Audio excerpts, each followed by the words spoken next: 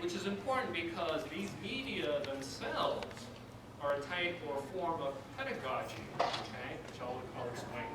And so I think the larger issue is how we can connect our own classroom teaching practices with the forms of pedagogy that exist outside the classroom, where students are learning many other things outside our classroom. How can we build bridges, make those networks, connect those issues? And so there is a concern, though, for everyday teachers, right? Because if we're talking about taking an approach to kind of being critical toward these social media sites, in other words, just not adopting them outright, we need to take an approach that's been called a critical literacy pedagogy. And so there's been a lot of literature on this in the past 15 years. People like Brian Morgan, who's here in the audience, has written extensively on critical pedagogy in ESL classrooms. Sarah Benish, I've written some stuff. There's a co-edited volume, which is very good, that looks at different sites around the world by Bonnie Norton and Kaijun Tui. But for many teachers, when they read this, sometimes they think, okay, this is great, this is good, but how can I actually implement this in my everyday teaching practice? I like the approach, I like the ideas, but tell me, show me how it might be done, okay? So before I go on, I just want to make kind of clear what my definition is of critical literacy when I'm using this with you. And I think part of it is that what Hilary Jenks has called reading with the text and reading against the text. And so this is really kind of a twofold strategy in which reading with the text is what we might think of course, the primary function is getting our students to comprehend what they're reading, right? Reading comprehension, developing their comprehension, understand how the reading is constructed, okay, so they understand that. But there's also a second part of that strategy, which is reading against the text. The reading against the text is that so we encourage our students to take a look at how these texts are constructed, how they might be positioning them as readers, and what kind of their own experiences, their own identities, their own discourses they might bring that stand in opposition to these texts, right? So in other words, some of these representations in ELT textbooks may not always resonate with many of our students' lives. For example, there's been stuff written on how there is the increasing display of consumption in ESL, ELT textbooks, and for many of our immigrant students, this is something that just does not connect to their everyday experiences. So this is part of that reading against the text where their own voices can be helped to be articulated into showing or describing their own everyday lives. And this draws, of course, on the, by now, over 40 years of Paulo Freire and Donaldo Macedo's conception of drawing on Freire's early work of critical pedagogy of reading the world and the word in ways that interconnect with each other. So that's aligned with Hilary Jenks' notion of reading with the text and reading against the text. So connecting how ways in which our students are able to read certain texts or discourses and how that is should always be seen in social contexts, and how those social contexts mutually reinforce those constructions of text, as I was just giving that example of consumption displays. And really this is the aim where it just helps us and helps our students to see how, for example, media, curriculum, textbooks, and so on help to kind of foster what's been called a uniformity of interpretations about how our societies work. In other words, they paint a particular portrait of our society. This is the way things are, this is the way things have always been, and this probably the things will be. And so that kind of forecloses any possibilities of change. So how do we as teachers open up with our students to explore those spaces of possible change? Okay, so what does this actually look like in the classroom? And this is a nice piece that was done over 10 years ago by Lewis and et al. On several focal points for teachers, and it's not necessarily in sequence, but part of an overall mosaic, as it were, perhaps, if we can use that. So again, drawing on that reading with and against the text, disrupting the commonplace. How is any text positioning us as a reader? This is important because one of the criticisms of critical literacy or critical pedagogy is that somehow the teachers are fostering a political agenda. In other words, where there's only one way to read it, that's my way, this is the so-called politically correct point of view. But in fact, critical literacy encourages the dialogue of multiple voices and that contest or can align, that's up to the students, viewpoints with the text. And this is also important to examine in the text whose identities, whose views, whose representations are omitted, whose are privileged, silenced, and so forth. A third point is kind of focusing on social political issues, which may not always be apparent in the text. So it's not just, okay, I have to bring in today's headlines from the newspapers of whatever conflicts or wars or climate change. It doesn't have to be what it's been called politics with a capital P, what we think of politics with a capital P, climate change, wars. But it could also be the politics with a lowercase p, the politics of everyday lives of their students. For example, our students perhaps encountering gatekeeping obstacles such as the TOEFL test or GRE, or having to take ESL classes in the university for non-credit and paying a lot of money to do so. So those are involved in the kind of their politics as well. And the fourth one, taking action and promoting social justice. And again, part of the criticism has been, well, our English language learners, we really want to encourage them. But in fact, as I just pointed out, many of them do face these issues that are quite common, obviously, to the larger systemic and social issues and ways in which we can find to help them connect the text from the outside world. So this aim, though, is really, again, not to kind of foster some kind of so-called politically correct agenda, but really, in doing so, helping our students to deconstruct text in their process of learning academic literacies. Okay, those who've always had access to those various forms of capital have known to do that. But so I don't see why we shouldn't take the same approach with our ELLs and showing them how alternative designs and discourses can be constructed to help embody and reflect their own points of views.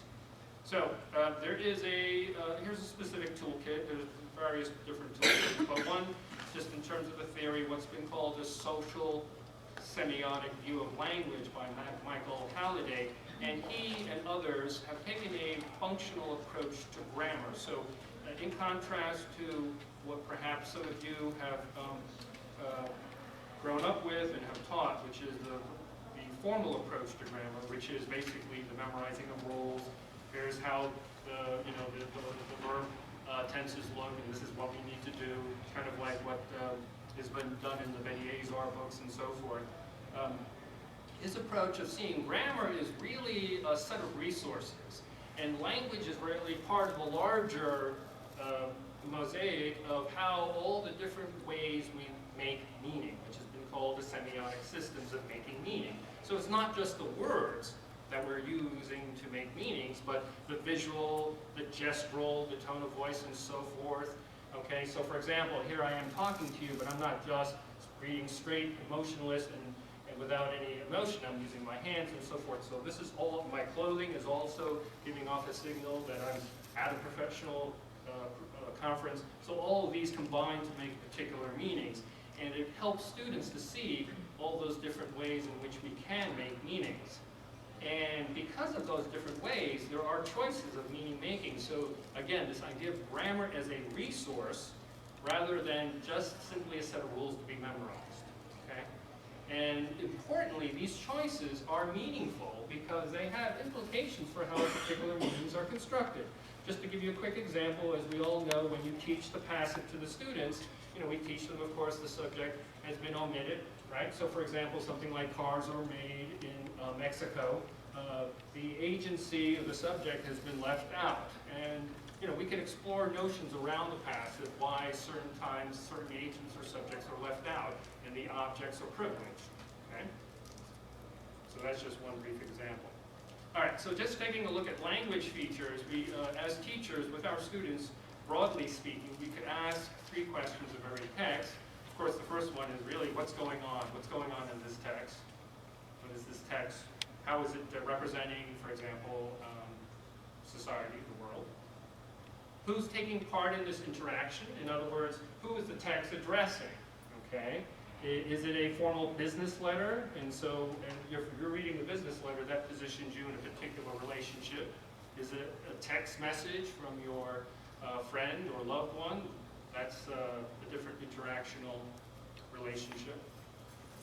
And then the third part is what role is language playing, and of course other modes, like as I mentioned, the visual and so forth, in organizing the information and constructing knowledge and meanings.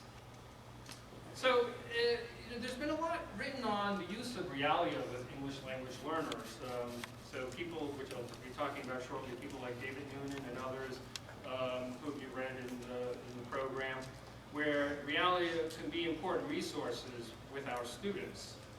And they can provide important cultural and social context to the new society in which ELLs find themselves.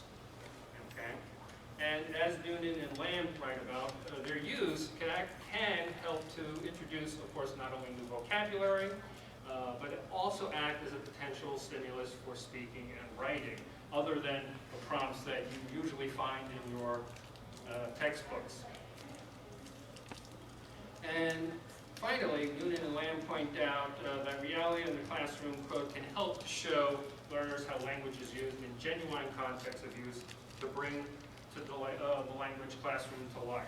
So, okay, so today we're going to be looking at a few signs, realia, from the Occupy movement, and I've been documenting it's kind of a virtual visual archive of protest signs created by many. And of course, as we know, in the last 2 years, there have been protest movements spreading around the world. But I was here just going to be, of course, focusing on the Occupy movement because of their use of English. And the following examples are from my own collection, from my own photos that I documented while I was participating in Occupy Los Angeles in the fall of 2011. And also the photographs I've collected from various sites such as the Occupy Wall Street Facebook page and their own official website page and others on Google and so forth. Okay, so it's kind of a hybrid collection of the ones I've actually taken and the ones I've gotten from the web. Okay, and broadly speaking, these signs, of course, are addressing social and systemic inequalities that the Occupy movement was articulating into the public discourse. So let's take a look at some of these signs and just some ideas that I've had on how perhaps we can use these with our students. Okay, and I've lumped them into broadly somewhat flexible categories, but the first category could be, as I talked about, this kind of visual modes, how they intersect with the verbal modes. And I think this is very important because, of course, this is being the TESOL convention, we were focusing on teaching the English language, but in fact, many of our students who are planning to go to tertiary institutions, increasingly academic textbooks do have what you can call the multimodal aspects. In other words, a lot of visuals now are in academic textbooks, and we can't always assume our students know how to read the visual, right? Sometimes we think, well, the visual is uniform or widely understood, and that's not necessarily the case. So here, this slide, of course, draws on and I shouldn't say of course, because again, students from around the world may not be familiar with it, but the icon of the Parker Brothers game, for those of us who grew up in the U.S., which has been going on since the Great Depression of the 1930s, Monopoly, and he's known in the public as Moneybags, but I think his official name is Uncle Pennybags, Moneybag. And so they've adopted here literally the icon, and I don't know about copyright issues, but Pennybags here, and the logo corporate reflects the stylized logo of the Monopoly game. So they're using the same kind of font and color and picture of the Monopoly to obviously signify the 1% in the Occupy discourse. And which is interesting also here, where we can explain with our students this phrase corporate welfare, because obviously there's been a lot of, particularly in the U.S., a lot of discourses around welfare, the state, immigrants taking advantage of the system, and so forth. And here, this occupier with the sign flips the script, as it were, where he talks were they talking about not the public welfare, but corporate welfare? And here, this is an example where we could explore with our students this notion of, well, what does welfare mean in this context? The rewards of capitalism with none of the risks. So in other words, turning the tables and saying, well, it's not this idea that somehow our students, many of whom are immigrants or kind of living off the state or handouts, but in fact, the larger actors in our society who are grabbing much larger shares of handouts, and why that may be, and what are we getting in return. So here is something that could also be a prompt for just kind of thinking about issues. And I think that, again, it's important for, of course, teachers not to necessarily reveal our hand, so to speak, depending on where you stand on the political spectrum, but really kind of working with the students to see how they might think about these discourses of welfare and corporations and so forth. Now here, this is another sign which is actually much more of a physical complex sign, because here is a part of what looks like to be kind of a cutout figure, and again with our friend Uncle Pennybags. And here, in terms of our just a grammar lesson, right? If you're just teaching the various verb tenses, here you might, of course, using with the present perfect, which is the construction, right? I've had, and then enough trickle down economics. So here, starting from perhaps a grammar lesson where you're just foregrounding the form of the language with the present perfect. Why did they use the present perfect, right? In the lesson, if we're thinking about, well, something that started in the past but has continued to the present. So this is not something that is just right now, but it's been slowly building up. You know, if I've had enough, you know, as if, you know, my temper is flaring, or, you know, I can't take it anymore. And then the phrase itself could be interesting to unpack with our students in terms of what exactly is trickle-down economics. You know, and if you don't know, I mean, it's something that you could easily look up on Wikipedia the night before class or something, and say, oh, okay, I remember that was going down coming from the Reagan age during the 1980s, where they were talking about you're giving enough tax breaks to the rich and the wealthy, it's going to trickle down to the rest of us. And actually, if you Google that phrase, trickle-down economics, and you click on Google Images, you'll see a lot of interesting visual interpretations of that phrase. I think you might have an idea of what that is. And so that could also be interesting to explore, depending on the levels of decency, the representation, and the age of our own students. Okay, now here's an interesting slide here, again with if we're working with verb tenses with our students. You know, most grammar textbooks, again, the formal approaches, when they teach the present progressive, right, they always teach it as if something is happening right now. Right now I am talking to you. Right now, I hope you are listening. But that's happening right now. But here, they're using the present progressive in an interesting way. We are not overthrowing a democracy, we are restoring one. Well, yes, it's happening now, but is it also ongoing? So, for example, this idea of the present progressive doesn't necessarily just capture the immediate present, but something that's been going on. So, for example, yeah, I'm working out these days, or I'm doing yoga these days. And so this is something, again, we can show with our students that, in fact, these verb tenses are not necessarily fixed to describe particular actions, but they are flexible. We make it flexible. We make them into resources that can be flexible or adaptable to what we are trying to convey. So this is, I think, an example of exactly that, of how something this is ongoing, active, not necessarily an immediate right now, but something that has possibilities for the future as well. Here, again, with the grammar forms, if the particular usual unit would be on the conditional. So, you know, if you can't afford to miss work to be here, you belong here. So, again, using those the conditional, the grammar forms to kind of explore how they pack meaning into this particular form, and how that form, of course, reflects the content. With another grammar aspect, of course, which we, as grammar teachers, always teach about the imperative. So here's a couple of examples of the imperative. Take the power back. And of course, you could explain or explore with students what exactly this idea of power is. You know, in fact, many scholars themselves can't quite agree on what power is, and so that's something that would be interesting to explore with these students as writing prompts or speaking prompts. There again, this is another imperative: drop knowledge, not bombs. And if we do read it in the broader, again, social context of what's going on, we could also tie it into issues of, you know, perhaps who's dropping bombs, who's authorized to drop bombs, on whom the bombs are dropped, why is knowledge not being disseminated, and so forth. Stand up or we all fall down. This is something, just the meaning itself, we can explore with our students what that actually means. This idea or notion of communities, individualism. Our students sometimes do feel isolated. They do find alternative communities as well, finding out what kind of communities they are desiring to belong to. Here, I like this one because this kind of draws on what we might call this kind of a culturally embedded or, you know, formulaic expressions. If you recall that famous episode of Seinfeld where George and Jerry are talking and they're talking about breakups, and George is complaining to Jerry that the woman he was dating jumped the gun, so to speak, and said, you know, George, it's not you, it's me. He goes, no, I invented it's not you, it's me.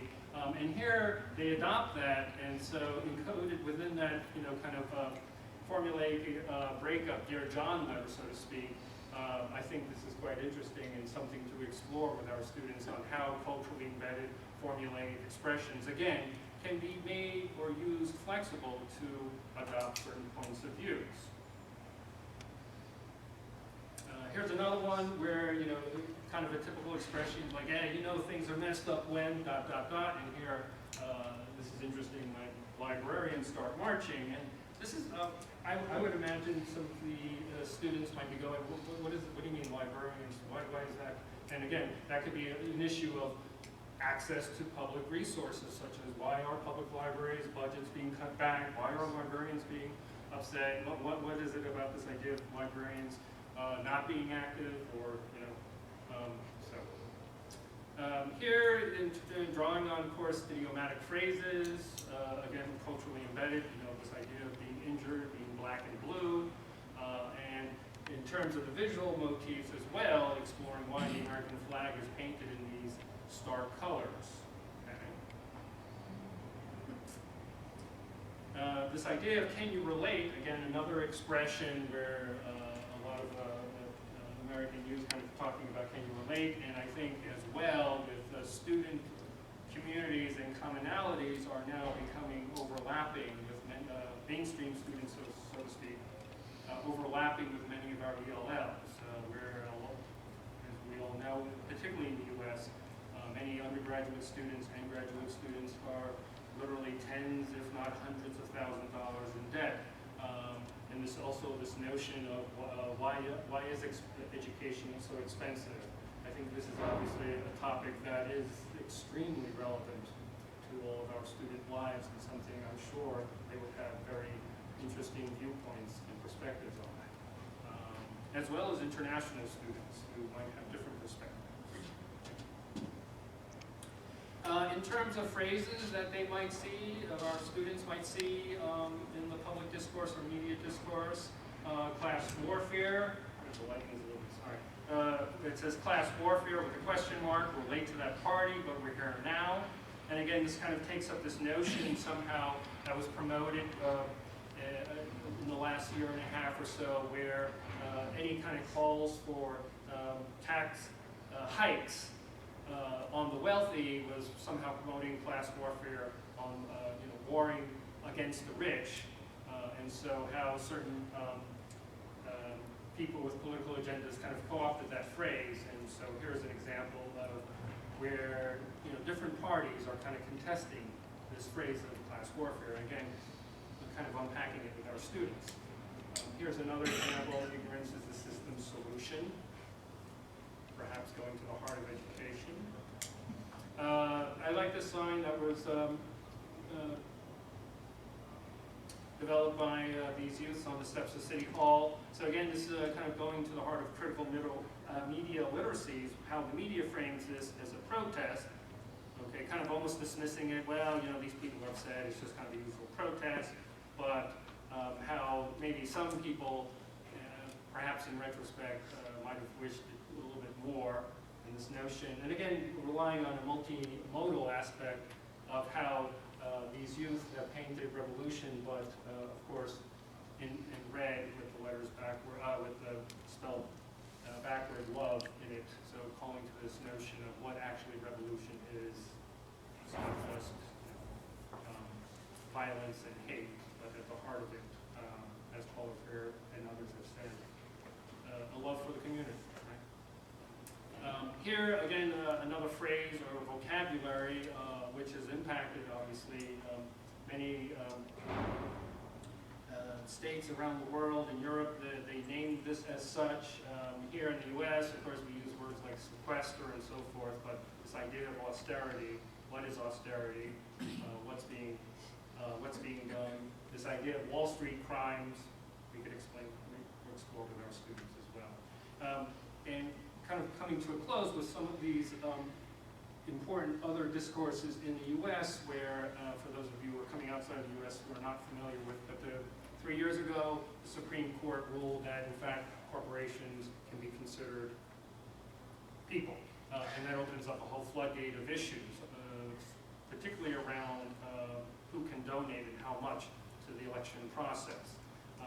And so that's something that's also we can think about in terms of not just the phrase itself, but this idea of identities with our students. And here it's a little bit more explicit if you can't see that with it. Corporations are not people, they have not consciences, and they can't go to jail. This idea of a human being, not a commodity, and again with this vocabulary unpacking with some of our students in the terms of consumer cultures, tying it with the consumer cultures that are prevalent in many ESL textbooks. This idea of consumer purchases, what is a commodity, what can be bought, what can be sold, who is selling, who is buying, and so forth. Okay. This is a little bit intense, but I think it's important to show where a U.S. veteran says, second time I've fought for my country, first time I've known my enemy. And here, this is kind of interesting where, again, you don't right away, you don't explain it right away with our students, but we could just say, perhaps like as a writing prompt to you, what is an enemy? What makes someone an enemy? Why would someone think you're an enemy, or and so forth? And I think these are powerful discourses with many of our students because some of them might be coming from particular regions where they're positioned just simply because of their regions as this notion of the new enemy or the need for an enemy, or why does a particular country need to have an enemy, and so forth. And of course, revolving around this issue of war and veterans. Okay? And kind of going back to this we're not overthrowing democracy, we're restoring one. This woman in the Wall Street, and is actually looking like she has a friendly conversation with the NYPD, which is interesting in itself. It says democracy is not a spectator sport. So again, this idea of participation, who gets to participate and why. Okay? And so these are just a few examples. Of course, there are literally thousands more, and I encourage you, if you were interested in exploring this, to kind of use various methods in kind of building up your own archive, or whatever interests you. It doesn't obviously have to be with the Occupy, but realia, which does reflect, does contain language that's constructed outside the classroom. In other words, the language that's just not reflected in the textbooks that are bought for schools. The language that's constructed by everyday people and perhaps conveying their own concerns can, in many ways, interconnect with the concerns of our students as well, and help them to see that they too have a stake in articulating and so forth. Because since some of them, or many of them, are already active on social media, to kind of encourage that for productive uses. And so when engaging with text, teachers, and this is kind of, again, a loose framework, this is not something that needs to be adopted wholesale or even in sequence, but something about where we can kind of begin exploring with our students certain questions like whose interest is at work here in the making of meaning. In other words, who's invested with making these particular meanings, the agency, who has the agency to make these meanings, why, who has the agency to be heard, who has the power to be heard, and why. Of course, what meanings are being made here. This is part of the unpacking the text, or reading with the text, and then understanding it so that we can read against the text. How are different meanings made, or how can alternative meanings be made? If you think back to the first slide of the corporate welfare, the monopoly, what sort of, again, semiotic or meaning making or visual and so forth nodes or resources are used to make these meanings? What's the social context? And what other possible meanings can we make by using these resources? Okay. And so finally, this idea of the critical literacy, does it matter? And I would argue it does, because it does not only help our students to engage and interact with and facilitate more active readings of these complex multimodal texts that are now used in many academic disciplines, but it's also helping them to kind of question the market-driven websites such as Facebook, Tumblr, Twitter, YouTube. I mean, as we all know, many youth use those media to actually oppress, intimidate, bully. The most stark example, of course, was what happened in Steubenville. But how many of our youth are using the media to continue forms of oppression. We don't want that. Okay, so what's the big deal? So they have social media, but what good is that if they're just using that as additional tools to oppress each other? So really kind of acting intervention in terms of creating spaces where they can use it either in critical purposes or a critical stance toward them as well, while learning about how to use that. And again, this idea of both convention, learning the text, but also innovation. So helping them to design their own multimodal texts in the process of developing their academic literacies. Okay, so we do give them the language to speak back, if they wish to, the powerful discourses they see reflected both in their curriculum texts and the text outside the classroom, which many of them do.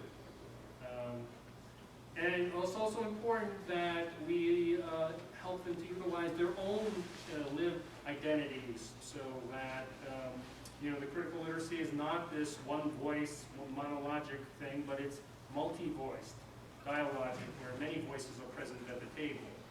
Okay. So, thank you.